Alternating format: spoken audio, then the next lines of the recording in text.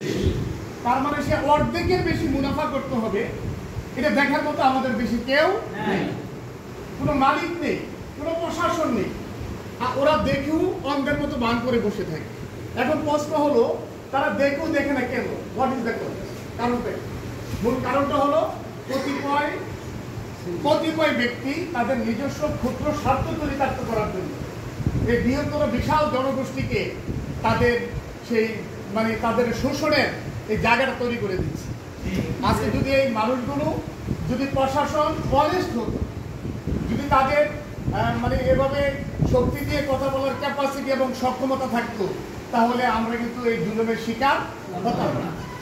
এখন আমার পেটের দিয়ে আমি বাধ্য চাল কিনতে হবে, আমি পেটের দিয়ে বাধ্য আমাকে আটা কিনে আমার পরিবারের চাহিদা পূরণ করতে হবে, চিনি কিনে চাহিদা পূরণ করতে হবে।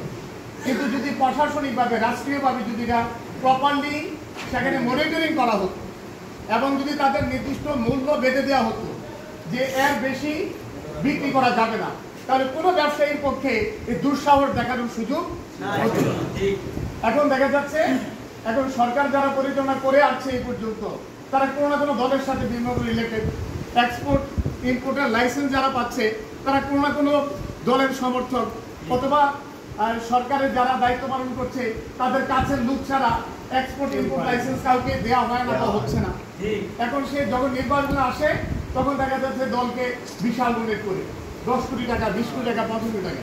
এখন আমি যদি 500 কোটি টাকা অবৈধ মুনাফা করি, আর যদি 10 কোটি টাকা আমাকে দলকে দিয়ে দেই, কোনো অসুবিধা আছে? তাহলে এই সুবিধাটা পালো গুটি কয়েক মানুষ, আর ক্ষতিগ্রস্ত হলো কয়েক কোটি মানুষ। কি বলেন?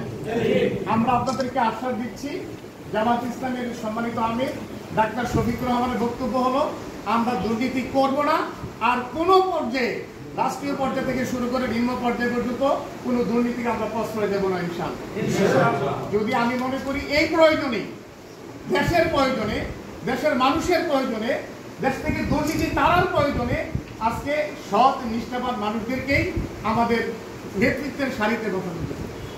যদি আমরা সৎ এবং সেই নীতিবান লোকদেরকে, অনেক লোকদেরকে যদি আমরা নেতৃত্বের সারিতে বসাতে পারি, আমি একা উপকৃত হব না, আমার দেশ উপকৃত হবে, আমার জাতি উপকৃত হবে।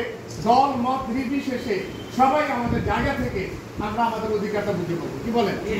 এর জন্য আমি আপনাদের কাছে বিনয়ের সাথে কথাটুকু বলতে চাই, আপনারা যদি আমাদের পাশে থাকেন, আমরা এই আশ্বাস দিচ্ছি, আগামী দিনে আমাদের আশিস মেম্বার যেটা বলেছে, পশ্চিম মেম্বার, যে চাল 25 কেজি 50 500 কেজি চাল দেওয়া হবে, তো আমি আমার চালটা সরাসরি দিয়ে আনবো। আপনি আমাকে দেন, ডিউ লেটার দেন, আমি সরাসরি আমার পূজা মণ্ডপের সভাপতি হিসাবে আমি চালটা রিসিভ করবো।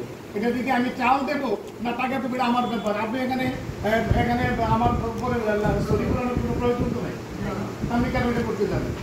গত বছর নিগার সুলতানা ম্যাডাম ছিল, তাকে আমরা বলছি যে যারা যেভাবে নিতে চায় তাকে দেবেন, যদি চাল নিতে চায় চাল দেন, টাকা নিতে চায় টাকা দেন।